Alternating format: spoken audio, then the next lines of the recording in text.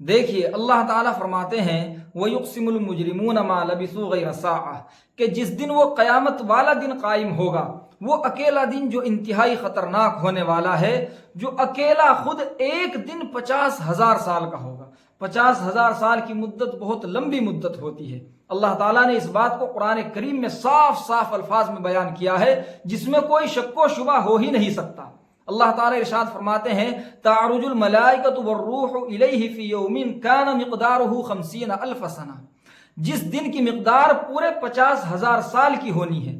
اب 50,000 سال تک انسان کو زندہ رہنا ہے، ہر آدمی زندہ ہوگا، نہ کھانے کے لیے کچھ ہوگا، نہ پینے کے لیے کچھ ہوگا، نہ پہننے کے لیے کچھ ہوگا، بالکل مادرزاد انسان برہنہ ہوگا، جیسے ماں کے پیٹ سے پیدا ہوتا ہے۔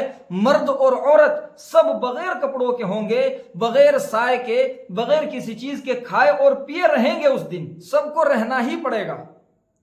لہٰذا جب یہ روایت آپ صلی اللہ تعالی علیہ وسلم سے حضرت عائشہ رضی اللہ تعالی عنہا نے سنی تو وہ چونک گئی، ان کو غیرت آئی، بہت زیادہ شرم ان کے اوپر طاری ہو گئی، اور انہوں نے فوراً سوال کیا کہ الرجال والنساء جمیعا، کہ تمام مرد اور تمام عورتیں، یا رسول اللہ صلی اللہ علیہ وسلم یہ تو عجیب معاملہ ہوگا کہ عورتیں بھی وہیں اور مرد بھی وہیں۔ تو رسول اکرم صلی اللہ تعالی علیہ وسلم نے سنیے کیا ارشاد فرمایا، یا عائشۃ الامر اشد من ان ينظر بعضهم الى بعض، کہ اے عائشہ اس دن سب کو اسی حال میں رہنا ہوگا، اور تم یہ خیال کرتی ہو کہ کوئی ایک دوسرے کو دیکھے گا؟ معاملہ اتنا سخت ہوگا، حالات اتنے سنگین اور اتنے خطرناک ہوں گے کہ کسی کو ایک دوسرے کی طرف دیکھنے کی کبھی فرصت ہی نہیں ملے گی، کبھی خیال بھی نہیں گزرے گا، کبھی کسی کو یہ احساس بھی نہیں ہوگا کہ ہمارے جسم پر کپڑے نہیں ہیں، میرے سامنے کون ہے، میرے برابر میں کون ہے۔ وہ وہی دن ہوگا جس دن باپ بیٹے کو دیکھ کر دور بھاگ جائے گا۔ یوم یفر المرء من اخیہ وامہ وابیہ وصاحبتہ وبنیہ، جس دن بھائی بھائی سے دور بھاگے گا، بیٹا باپ سے دور بھاگے گا، باپ بیٹے سے دور بھاگے گا، اور جس دن ماں اپنے بچوں سے دور بھاگ جائے گی، اس لیے کہ کہیں ان کا کوئی حق میرے اوپر نہ نکل آئے۔ تو اس دن جو مجرم لوگ ہوں گے، جنہوں نے غلطیاں کی ہیں، جنہوں نے ناجائز مال کمایا ہے، جنہوں نے حرام کمایا ہے، جنہوں نے لوگوں کا حق رکھا ہے، جنہوں نے برے طریقے سے دنیا میں زندگی گزاری ہے، اس دن وہ لوگ جب وہ دن دیکھیں گے، صرف اکیلا ایک دن، ابھی پہلا ہی دن ہوگا، اس دن کو جب وہ دیکھیں گے تو قسمیں کھائیں گے۔ اللہ کے سامنے وہ لوگ قسم کھا کھا کر کے کہیں گے کہ ما لبثوا غیر ساعہ، اب سے پہلے ہم کچھ رہے ہی نہیں، نہ دنیا میں ہمارا رہنا ہوا، نہ قبر میں ہمارا رہنا ہوا۔ یہاں آپ کو بتانا مقصد یہ ہے کہ علامہ جلال الدین رحمۃ اللہ علیہ نے یہاں تفسیر کی ہے قبر سے کہ یا اللہ ہم قبر میں تو کچھ بھی نہیں رہے ہیں۔ یہ تفسیر کیسے صحیح ہو سکتی ہے جبکہ دیگر مفسرین نے یہاں مراد لیا ہے کہ وہ اس وقت میں مجرم کہیں گے کہ ہم دنیا میں کچھ گھڑی ہی رہے ہیں، صرف ایک لمحہ۔ آپ دیکھ لیجئے کہ ایک لمحہ کتنا ہوتا ہے، ایک سیکنڈ کتنی ہوتی ہے۔ یہی ایک لمحے کی طرح ہے کہ ایک سیکنڈ کی وہ قسم کھائیں گے کہ یا اللہ ہم دنیا میں تو ایک سیکنڈ رہے ہیں، کیونکہ اس دن کا وہ لمبا عرصہ دیکھ کر ان لوگوں کو یہ دنیا کی زندگی ایک سیکنڈ ہی معلوم ہوگی۔ ظاہر بات ہے 70-80 سال کے سامنے 50,000 سال کتنی بڑی حیثیت رکھتے ہیں۔ 50,000 سال کا دن جس آدمی کے سامنے ہو اور وہ اس میں گزر رہا ہو، وہ دن اس کو پار کرنا ہو اور وہ بھی پریشانی سے، تو اس کو 70-80 سال کی زندگی تو ایک لمحہ ہی معلوم ہو۔ تو اکثر مفسرین نے یہاں پر دنیا کی زندگی مراد لی ہے کہ وہ دنیا کی زندگی کے بارے میں قسم کھائیں گے، مگر علامہ جلال الدین رحمۃ اللہ علیہ نے یہاں قبر کی زندگی مراد لی ہے۔ اس پر غور کرنے کی ضرورت ہے۔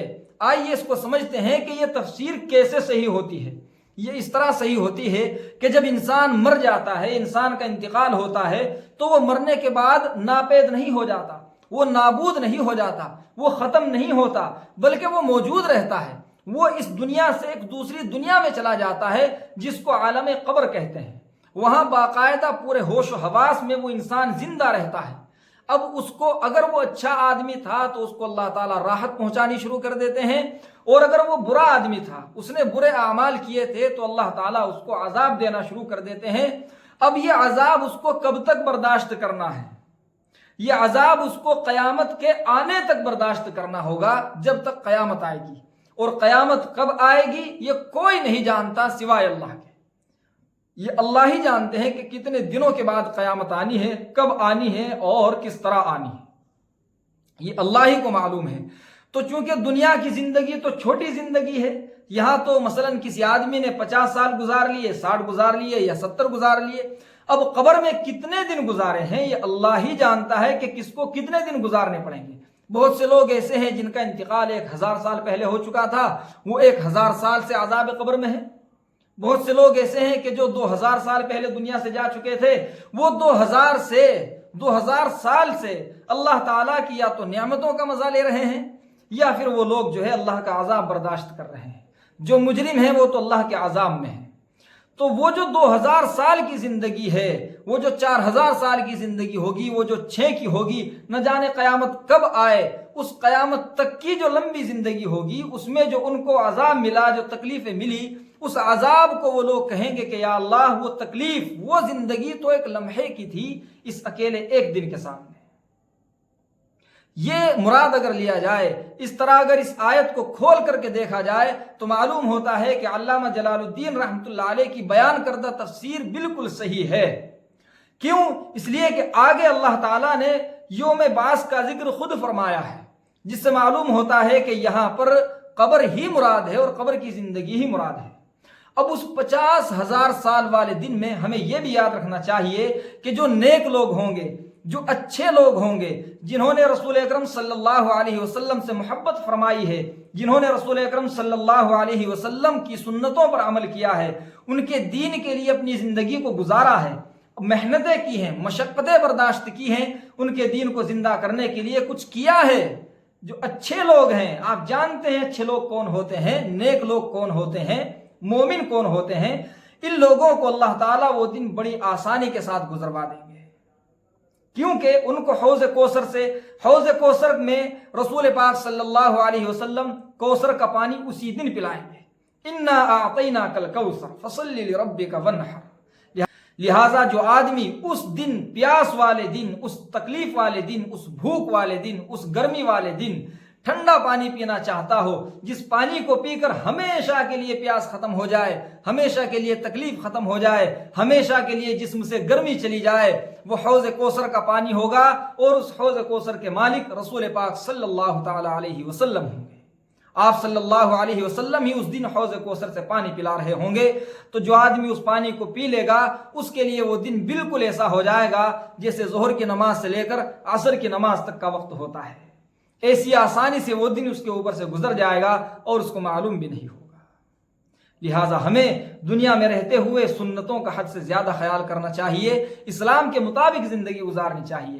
آخر جس اللہ نے ہمیں دنیا میں بھیجا، جس اللہ نے ہمارے ماں باپ بنائے، بھائی بہن بنائے، یہ زمین و آسمان بنایا، یہ چاند سورج ستارے بنائے، وہ اپنی مرضی کے مطابق جو زندگی گزارنے کے لیے کہتا ہے وہ خام خواہ نہیں کہتا، وہ بلا وجہ نہیں کہتا۔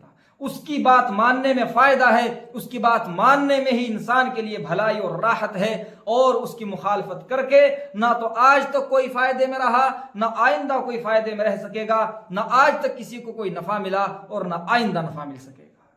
اس لیے انسان کو دنیا میں اچھائی کے ساتھ زندگی گزارنی چاہیے، اسلامی زندگی گزارنی چاہیے، شریعت کے مطابق زندگی گزارنی چاہیے، برائیوں کو چھوڑ دینا چاہیے۔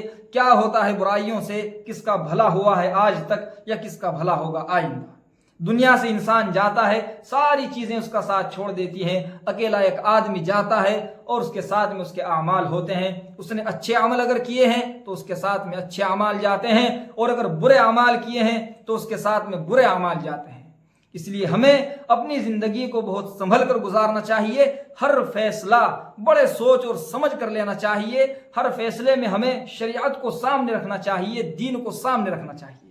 ہر فیصلہ ہم ایسا لیں کہ جس کی وجہ سے ہم شریعت میں زیادہ سے زیادہ رہ سکیں، دین پر زیادہ سے زیادہ عمل کر سکیں، شریعت کو زیادہ سے زیادہ اپنا سکیں، اور اس فیصلے سے بچیں کہ جس فیصلے کی بنا پر ہم دین سے دور ہو جائیں، شریعت سے دور ہو جائیں، اس کو ہم چھوڑ دیں، پوری طاقت لگا دیں، پورے اپنے احساسات کے ساتھ ہم اس فیصلے کو رد کر دیں جس فیصلے کی بنا پر ہم دین سے دور ہوتے ہیں۔ دین کے قریب ہونے کی کوشش کریں، شریعت کے پاس ہونے کی کوشش کریں، اور شریعت پر عمل کرنے والے فیصلے لیں۔ اللہ سے دعا فرمائیے کہ اللہ تعالی ہم کو عمل کرنے کی توفیق عطا فرمائے۔